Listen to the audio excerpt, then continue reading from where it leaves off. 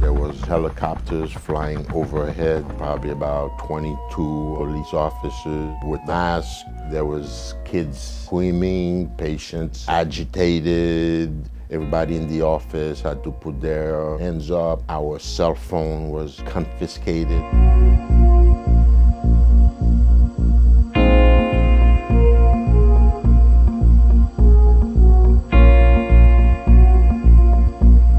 The allegation is over prescription of pain medication and insurance fraud.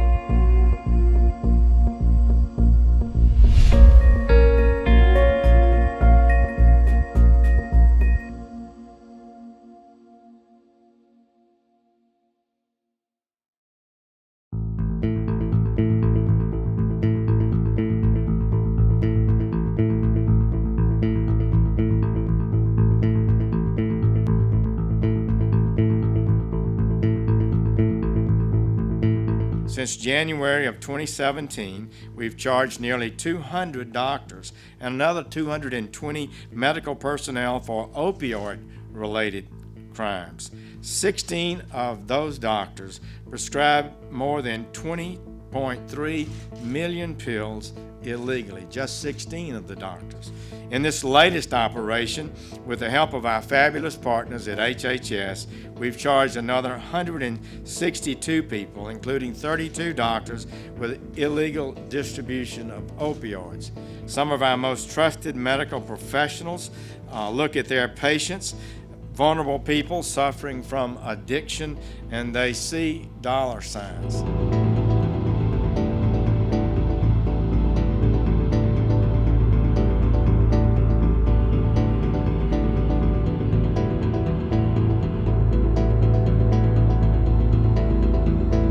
During the raid, they took my car, all the cash, all the checks I had in the office, they were all taken. My personal and my business bank accounts taken. I could not pay my employees, and then I had to rely on people to bring me food. Luckily for me, that a lot of the patients were extremely supportive. They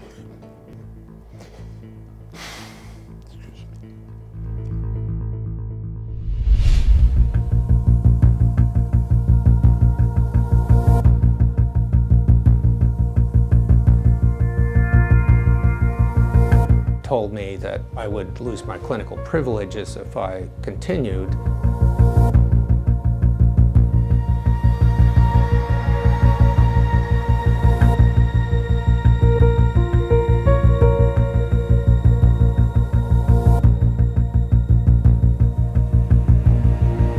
The idea being that if a patient died of an overdose, family members would sue the hospital saying, how could you let this idiot physician prescribe these doses when here we have these CDC guidelines that say, no, they shouldn't have been getting more than 90 milligrams a day. They're terrified because if they're like most physicians, they work for a healthcare provider, and those organizations provide you clinical privileges. If they deny you clinical privileges, then you can't practice medicine at that institution at all. I don't believe the real driver here is that doctors are afraid of the government, that they're doctors who really want to give these patients lots of opioids, but they're worried that they're going to get into trouble with their state. But the real driver here is a change in the culture of prescribing. Your average doctor beginning to recognize that we made a mistake.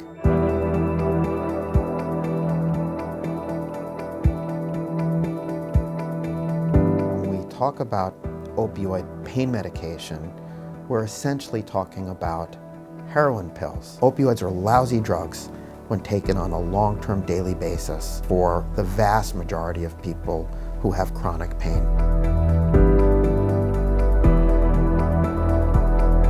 What policymakers were hearing was that these problems are limited to so-called abusers, but there are millions of people with pain who need these medications. This was never true. It was never true that the harms were limited to so-called abusers. I've spent 15 years treating opioid addiction. I've treated many people who became addicted taking opioids as prescribed.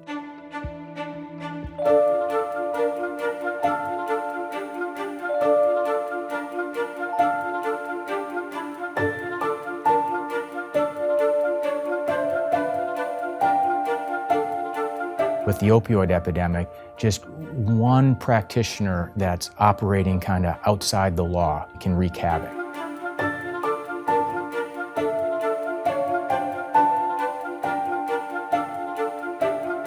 So we use data analytics. So we have databases in DEA coupled with other databases that other federal agencies have and state and local agencies have to see how many prescription pills are going to, let's say, a pharmacy. So we'll take that data and we'll try to get what's called prescription drug monitoring program information. And that's information that the states have at their level that shows how many prescriptions are being written by a doctor for a patient and being filled at a certain pharmacy. So we'll try to look at that stuff and then maybe go out to that pharmacy and do an inspection warrant. And it's possible from doing that inspection warrant, that could be something that we then go on a criminal route on a case, or it could be we educate that pharmacy owner who's a DEA registrant to make sure, hey, you need to follow the regulations and conduct your paperwork in a better manner.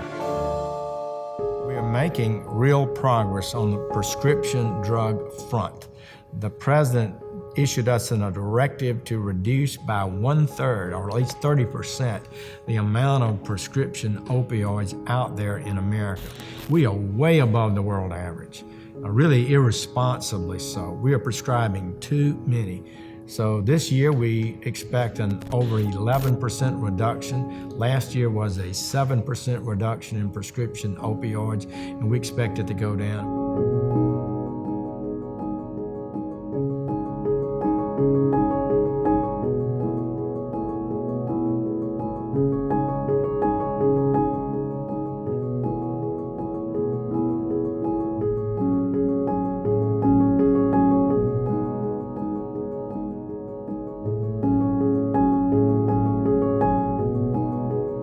Between 2011 and 2017, deaths from heroin, typically admixed with fentanyl, have gone from 7,000 to about 40 or 45,000. So the new opioid crisis is a crisis in the street. The idea that you can somehow solve this problem by limiting prescriptions for patients in chronic pain is obviously ridiculous, but the pressure is still on. Doctors have sometimes tough decisions to make. If you prescribe too much of an opioid, people do become addicted. It's just plain fact. It's a powerful addiction. It leads to the death of many people. It is really a terrible thing. But good opioid prescribing, it can be essential for people.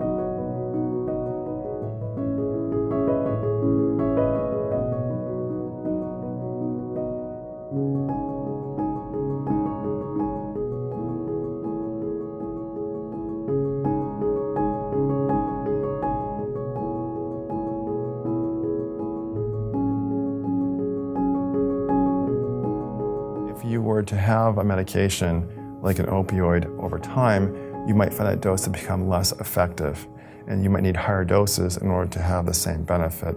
And that's the development of tolerance over time. Your body becomes more tolerant to that medication.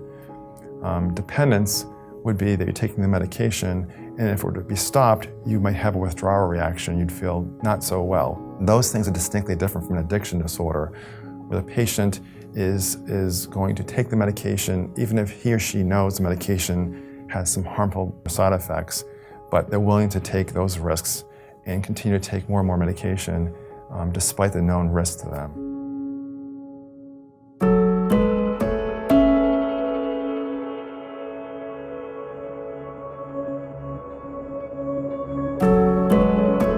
I think that physicians who had been managing patients with pain always felt that it was the right thing to do. I mean, relief of human suffering seems to be part and parcel of the Hippocratic Oath. They're left to suffer. Many of them lose jobs, many of them are rendered bedbound, marriages break up, friends are lost, and some people do go ahead and commit suicide. I don't think there's anybody that's provided comprehensive pain care that hasn't lost a patient somewhere along the line. Pain management, it's not just a job for me.